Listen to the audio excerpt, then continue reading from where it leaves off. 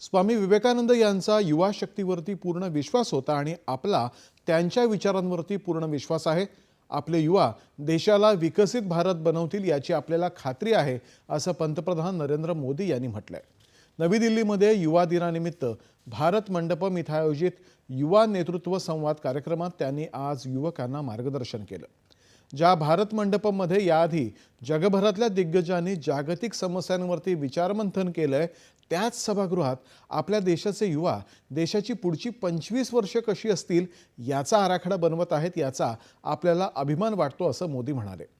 युवकांशी आपली लवकर मैत्री होते आणि परस्परांवरती विश्वास हाच मैत्रीचा पाया असतो, म्हणूनच माझा युवा शक्तीवरती पूर्ण विश्वास आहे, असं ते म्हणाले। भारत मंडपम में मेरे देश के नौजवान भारत के अगले 25 साल कैसे होंगे इसका रोड मैप बना रहे हैं। साथियों, मेरे लिए मेरे देश के नौजवानों के साथ मित्रता का वो ही नाता है, वो ही रिश्ता है। और मित्रता की सबसे मजबूत कड़ी होती है विश्वास। मुझे भी आप पर बहुत विश्वास है। इसी विश्वास ने मुझे मेरा युवा भारत यानी माय भारत के गठन की प्रेरणा दी। इसी विश्वास ने विकसित भारत यंग लीडर डायलॉग का आधार बनाया। मेरा यह विश्वास कहता है, भारत की युवा शक्ति का सामर्थ्य भारत को जल्द से जल्द विकसित राष्ट्र बनाएगा। जेव्हा जेव्हा एखाद्या देशानं आणि तिथल्या समुदायानं एखादं मोठं लक्ष्य निश्चित करून त्या दिशेने प्रवास केला, तो देश यशस्वी झाला याची इतिहासामध्ये अनेक उदाहरणं आहेत, असं ते म्हणाले। यासाठी त्यांनी अमेरिका आणि सिंगापूर यासारख्या देशांचं उदाहरण दिलं। भारतानंही अशाच प्रेरणेतून आपला स्वातंत्र्य लढा यशस्वी केला, असं मोदी म्हणाले। जेव्हा आपल्यासमोर काहीतरी लक्ष्य असतं त्यावेळी ते गाठण्यासाठी आपण आपली पूर्ण ताकद लावतो। ज्यांच्यासमोर काहीही लक्ष्य नाही, उद्दिष्ट नाही, अशी माणसं चालती बोलती निर्जीव माणसं असतात, असं पंतप्रधान म्हणाले। गेल्या काही वर्षांमध्ये आपण भारतामध्येही संकल्पातून सिद्धीची अनेक उदाहरणं पाहिलीत। उघड्यावरती शौचापासून मुक्ती, आर्थिक समावेशन, गरिबांना उज्ज्वला गॅस, हरित ऊर्जा, इथेनॉल मिश्रण अशी सगळी उद्दिष्ट आपण साध्य केलीत। आता विकसित भारतही साध्य करू, असा विश्वास त्यांनी व्यक्त केला। विकसित भारत हा केवळ सरकारचा कार्यक्रम नाही, तर युवकांचंही तेच स्वप्न असायला हवं, असं ते म्हणाले।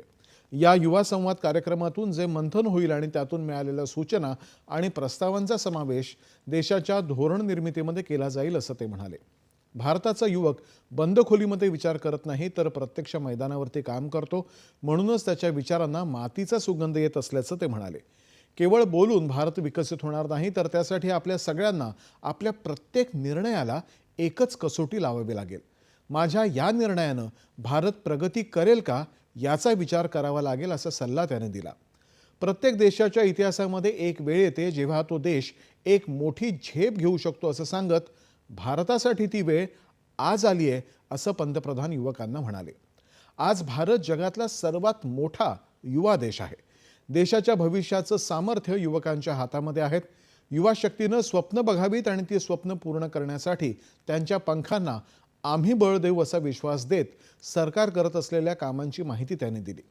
पुढील 25 वर्षांमध्ये जे परिवर्तन तुम्ही घडवणार आहात त्याचे लाभार्थीही तुम्हीच असणार आहात, असं सांगत मुलांनी कम्फर्ट झोनमधून बाहेर पडायला शिकावं, असा सल्लाही त्यांनी दिला।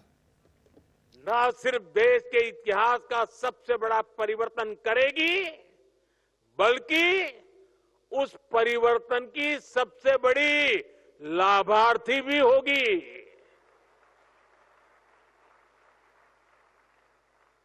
बस इस यात्रा में हमें एक जरूरी बात याद रखनी है, हमें कंफर्ट जोन की आदत से बचना है। यह स्थिति बड़ी खतरनाक होती है। आगे बढ़ने के लिए कंफर्ट जोन से बाहर आकर रिस्क उठाना जरूरी है। इस यंग लीडर्स डायलॉग में भी युवा अपने कंफर्ट जोन से बाहर निकले तभी यहां पर भी पहुंचे।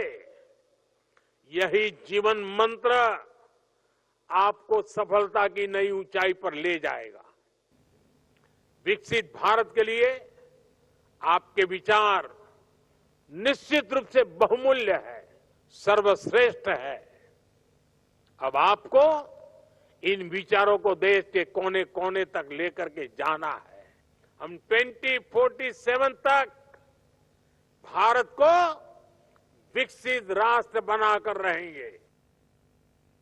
या कार्यक्रमाला देशभरातले 3,000 युवा उपस्थित होते।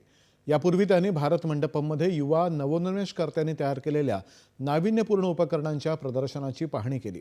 विकसित भारतासाठी 1,00,000 तरुणांना राजकारणामध्ये सहभागी करून त्यांना राष्ट्रीय व्यासपीठ उपलब्ध करून देणं हा या संवादाचा उद्देश आहे। यावेळी तंत्रज्ञान, शाश्वतता, महिला सक्षमीकरण, उत्पादनं आणि शेती यासारख्या विषयांवरती 10 उत्कृष्ट निबंधांच्या पुस्तकांचं प्रकाशन पंतप्रधानांच्या हस्ते झालं।